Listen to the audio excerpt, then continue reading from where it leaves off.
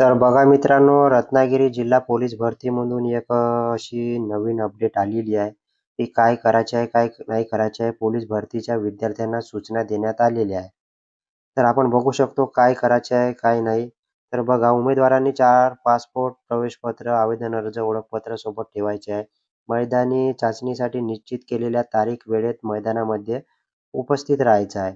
भरती प्रक्रियेदरम्यान उमेदवारांना कोणत्याही प्रकारची तक्रार असल्यास त्याबाबत बोर्डावर नमूद अपील अधिकारी यांना तक्रार करायची आहे. उमेदवारांना शारीरिक तपासणीबाबत आक्षेप असल्यास त्यांनी अपिलाच्या संबंधीचा वापर करायचा आहे. उमेदवारांनी आपल्या संवर्गाप्रमाणे कागदपत्र सोबत बाळगायचे आहे आणि त्याच्यासोबतच उमेदवारांनी आवेदन अर्जाची प्रिंट, प्रवेशपत्र व ओळखपत्र सोबत ठेवायचे आहे मित्रांनो.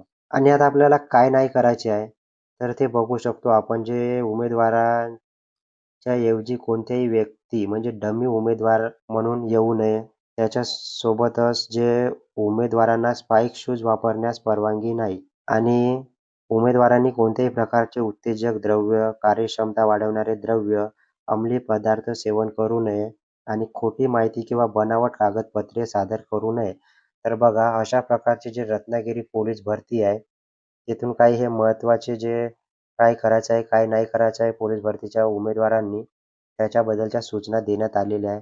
आणि अशाच नवीन अपडेटसाठी आपल्या चॅनलला पण सबस्क्राईब करून ठेवायचं आहे. Facebook, Instagram पेजवरून बघत असाल तर नक्की फॉलो करून ठेवायचा आहे. धन्यवाद.